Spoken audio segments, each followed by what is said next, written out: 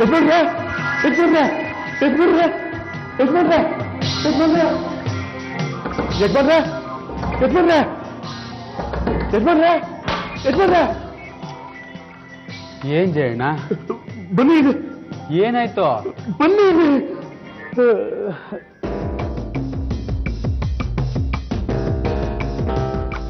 ಏನ್ ಜಯಣ್ಣ ಏನಾಯ್ತು? ಯಾಕೆ ಗಾಬರಿ ಆಗಿದ್ಯಾ?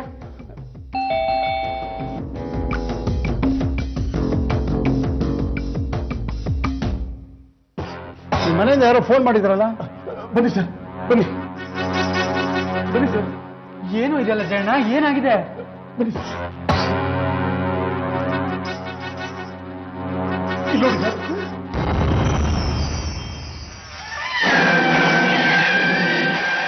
ಪಾರ್ಥ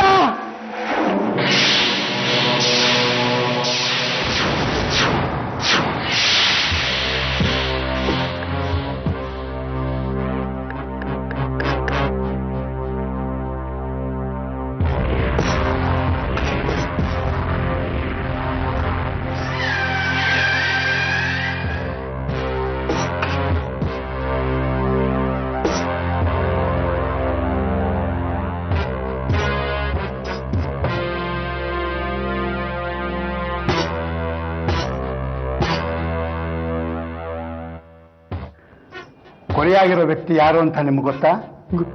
ಗೊತ್ತು ಸರ್, ನನ್ನ close friend Partha.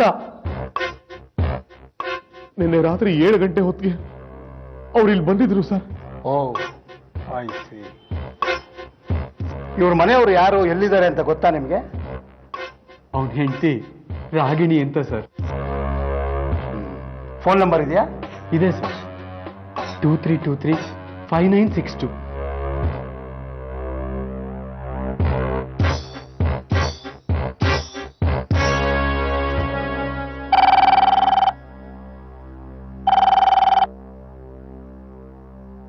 Hello hello, Ragini ಅವರಾ?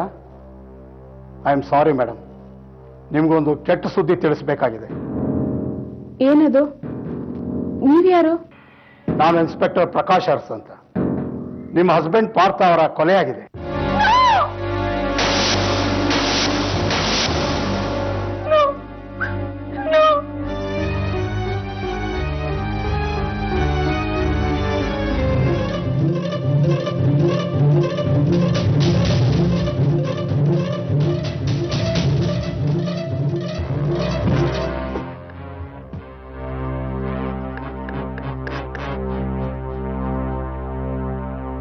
Hello, police station. ಅಭಿಷೇಕ್ ಅವ್ರ ಮನೆಯಲ್ಲಿ ಮರ್ಡರ್ ಆಗಿದೆ, ಟೀಮ್ ಕಳಿಸ್ಕೊಡಿ. Okay.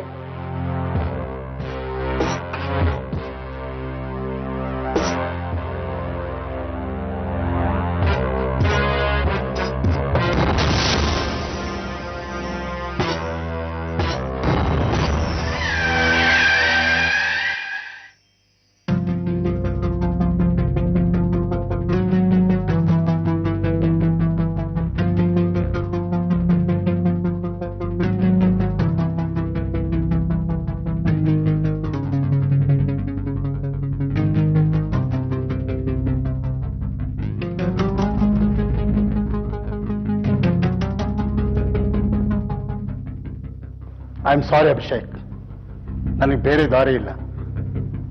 You are under arrest. ನಾನು ಕೊಲೆ ಮಾಡಿಲ್ಲ ಇನ್ಸ್ಪೆಕ್ಟರ್.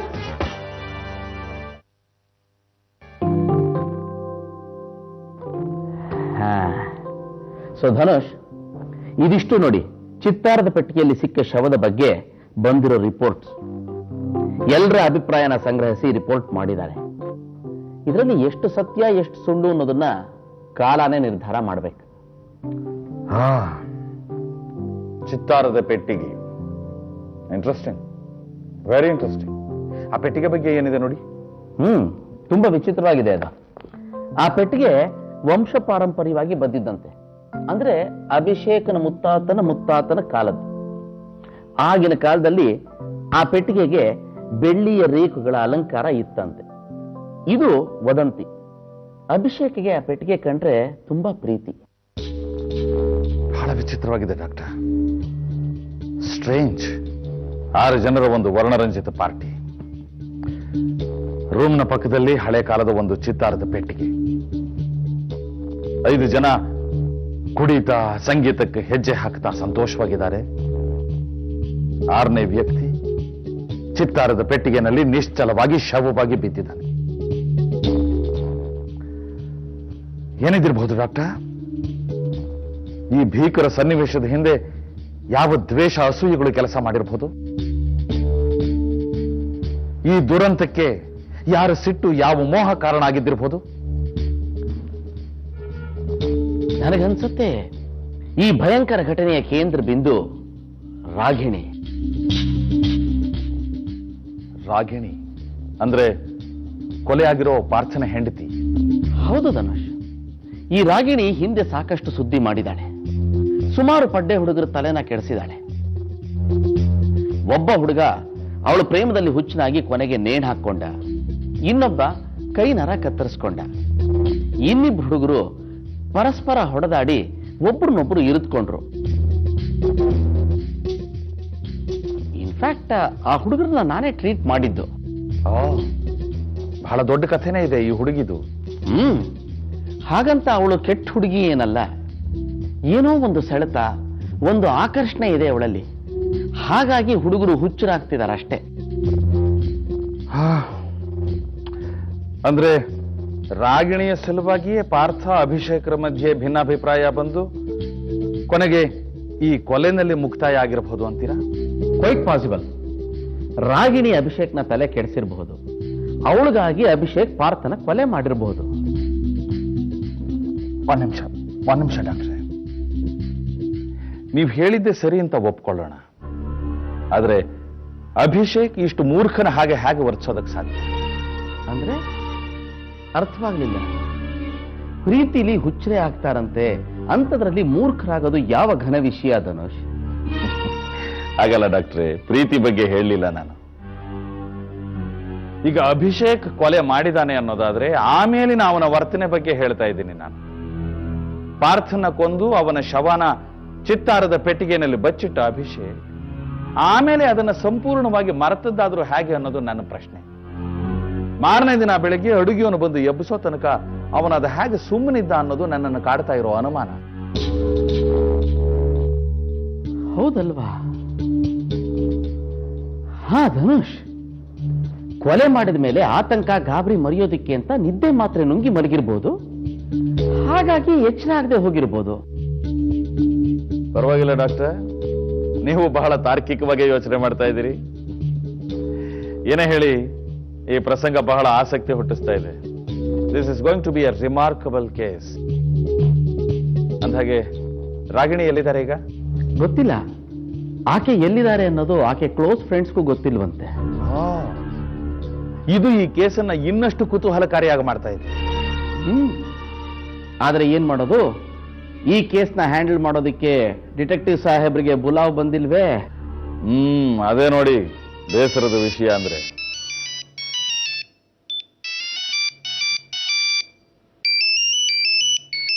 ನೋಡಿ ನೋಡಿ, ಚಿತ್ತಾರದ ಪೆಟ್ಟಿಗೆಯ ಕರೆನೇ ಇರ್ಬೋದು. Hello, detective Dhanushiya? ಹಾ ಹೇಳಿ ಕುಸುಮಾ ಅವರೇ. ಸೈ ಆಯ್ತು, ಬರ್ತೀನಿ, ಈಗಲೇ ಹೊರಟು ಬರ್ತೀನಿ. Wrong guess. ನಿಮ್ಮ ಊಹೆ ಸರಿ ಇಲ್ಲ. ಕುಸುಮ ಅಂತ ನನ್ನ ಹಳೆ ಪರಿಚಯ. ಏನೋ ತುರ್ತಾಗಿ ಮಾತಾಡೋದಿದೆ ಬನ್ನಿ ಅಂತಂದ್ರು. ಇನ್ನೇನು, ಅವರ ಉಂಗ್ರನೋ ನೆಕ್ಲೆಸ್ಸೋ ಇಲ್ಲ ಮುದ್ದಿನ ನಾಯಿ ಮರಿನೋ ಕಳೆದು ಹೋಗಿರ್ಬೇಕು. ನೋಡ್ ಬನ್ನಿ. All the best. Thank you.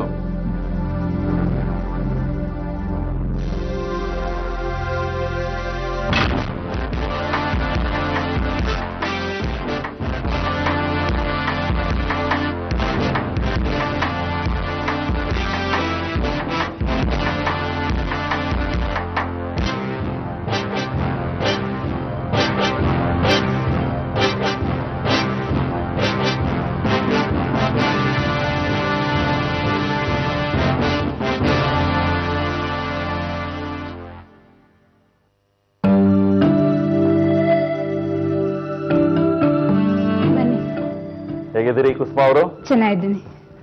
ಏನೋ ಬರೋದಕ್ಕೆ ಹೇಳಿದ್ರಿ? ಹೌದು ಮಿಸ್ಟರ್ ಧನುಷ್, ನನ್ನ ಫ್ರೆಂಡ್ ಒಬ್ಬಳಿಗೆ ನಿಮ್ಮ ಸಹಾಯದ ತುಂಬಾ ಅಗತ್ಯ ಇದೆ. ನೀವು ಇಲ್ಲ ಅನ್ಬಾರ್ದು. ಯಾರು ನಿಮ್ಮ ಫ್ರೆಂಡ್? ಅವರ ಸಮಸ್ಯೆ ಏನು ಅದನ್ನ ಮೊದಲು ತಿಳಿಸಿ.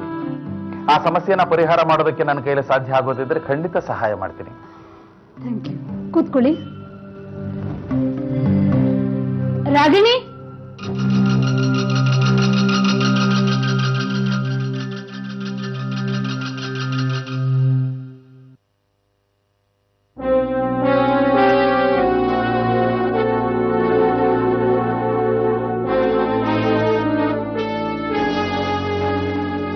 ಬಾ ಕೂತ್ಕೋ.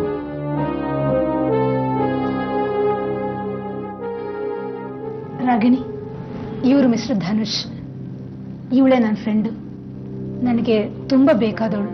ನಮಸ್ತೆ. ನಮಸ್ತೆ. ಮೊನ್ನೆ ಇವ್ರ ಹಸ್ಬೆಂಡ್ ಗೊತ್ತಿದೆ. ಯಾರೋ ರಾಗಿಣಿ ಅವರ ಗಂಡ ಪಾರ್ಥನ್ನ ಕತ್ತರಿಸಿ ಕೊಲೆ ಮಾಡಿದ್ದಾರೆ. ಈ ಕೊಲೆ ಆರೋಪದ ಮೇಲೆ ಅಭಿಷೇಕ್ ಅನ್ನೋರನ್ನ ಅರೆಸ್ಟ್ ಮಾಡಿದ್ದಾರೆ.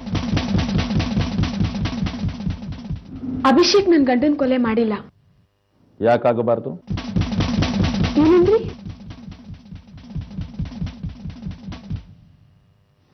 ನನ್ಗೆ ಅರ್ಥ ಆಗ್ಲಿಲ್ಲ. ಕ್ಷಮಿಸಿ ರಾಗಿಣಿ ಅವರೇ, ಸಾಮಾನ್ಯವಾಗಿ ಪೊಲೀಸರು, ಲಾಯರ್ಗಳು ಅಭಿಷೇಕ್ ಯಾಕೆ ಪಾರ್ಥನ ಕೊಲೆ ಮಾಡದ ಅಂತ ಪ್ರಶ್ನಿಸ್ತಾರೆ. ನಾನು ಅದಕ್ಕೆ ವಿರುದ್ಧವಾಗಿ ಕೇಳ್ತೀನಿ. ಅಭಿಷೇಕ್ ಪಾರ್ಥನ ಕೊಲೆ ಮಾಡಿಲ್ಲ ಅಂತ ನೀವು ಅಷ್ಟು ಖಚಿತವಾಗಿ ಹಾಗೆ ಹೇಳ್ತಿದ್ದೀರಿ? ಯಾಕೆ ಅಂದ್ರೆ ಅಭಿ ನನಗೆ ಚೆನ್ನಾಗಿ ಗೊತ್ತು. ಎಷ್ಟು ಚೆನ್ನಾಗಿ ಗೊತ್ತು? ಎಷ್ಟು ಚೆನ್ನಾಗಿ ಅಂದ್ರೆ ಸುಮಾರು 5-6 ವರ್ಷದಿಂದ ಗೊತ್ತು. ನನ್ನ ಪ್ರಶ್ನೆಯ ಅರ್ಥ ಅದಲ್ಲ ರಾಗಿಣಿ ಅವರೇ.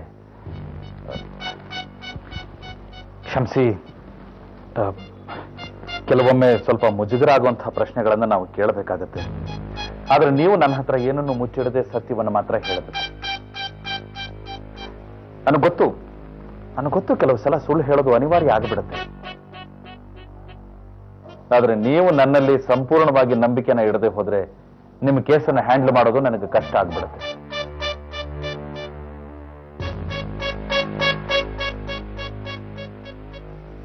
ನಾನು ನಿಮ್ಮನ್ನು ನಂಬ್ತೀನಿ.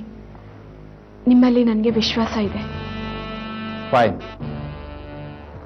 ಮತ್ತೆ ಅಭಿಷೇಕ್ ಅವರನ್ನ ಈ ಕೊಲೆ ಆರೋಪದಿಂದ ಮುಕ್ತನನ್ನಾಗಿ ಮಾಡಬೇಕು ಅನ್ನೋದು ಕೂಡ ನಿಮ್ಮ ಅಪೇಕ್ಷೆ, ಹೌದು ತಾನೆ? ಹೌದು.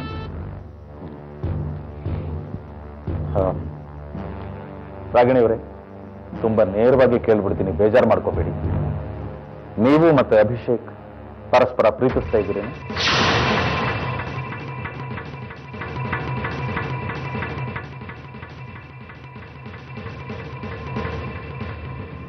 ಮಿಸ್ಟರ್ ಧನುಷ್, ನಮ್ಮಿಬ್ಬರ ಮಧ್ಯೆ ಏನಾದರೂ ಸಂಬಂಧ ಇದೆಯಾ ಅನ್ನೋದು ನಿಮ್ಮ ಮಾತಿನ ಹಿಂದಿನ ಅರ್ಥ ಆಗಿದ್ರೆ ನನ್ನ ಉತ್ತರ ಇಲ್ಲ. ಇಲ್ಲ, ಒಳ ಅರ್ಥ ಏನೂ ಇಲ್ಲ, ನೇರವಾದ ಮಾತು. ಅಭಿಷೇಕ್ ನಿಮ್ಮನ್ನ ಪ್ರೀತಿಸ್ತಾನೆ?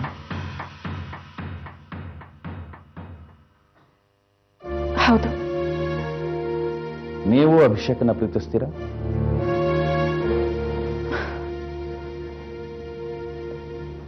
ಹೌದು ಅನ್ಸುತ್ತೆ. ಅಂದ್ರೆ ನಿಮ್ಮ ಗಂಡನ್ನ ನೀವು ಪ್ರೀತಿಸ್ತಾ ಇರಲಿಲ್ಲ?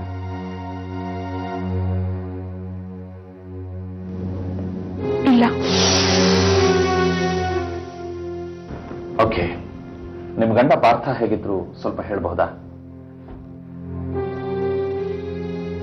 ಕಷ್ಟ. ನಿಜ ಹೇಳ್ಬೇಕು ಅಂದ್ರೆ ನನ್ನ ಗಂಡನ ನಾನು ಅರ್ಥ ಮಾಡ್ಕೊಳಕ್ಕೆ ಆಗ್ಲಿಲ್ಲ. ತುಂಬಾ ರಿಸರ್ವ್ಡ್ ಆಗಿರ್ತಾ ಇದ್ರು, ತುಂಬಾ ಜಾಣ. ಆದ್ರೆ ಅವ್ರ ಮನ್ಸಲ್ಲಿ ಏನಿದೆ ಅನ್ನೋದೇ ಗೊತ್ತಾಗ್ತಾ ಇರ್ಲಿಲ್ಲ. ಅವರು ನಿಮ್ಮನ್ನ ಪ್ರೀತಿಸ್ತಾ ಇದ್ರಾ? ತುಂಬಾನೇ ಪ್ರೀತಿಸ್ತಾ ಇದ್ರು ಅನ್ಸುತ್ತೆ. ಇಲ್ದಿದ್ರೆ ಅಷ್ಟೆಲ್ಲ ತಲೆ ಕೆಡಿಸ್ಕೊಳ್ಳೋ ಅಗತ್ಯನೇ ಇರ್ಲಿಲ್ವೇನೋ.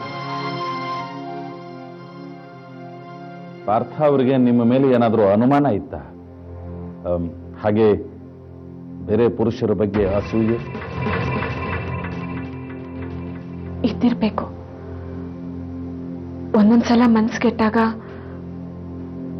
ವಾರಗಟ್ಲೆ ಮಾತಾಡ್ತಾ ಇರ್ಲಿಲ್ಲ.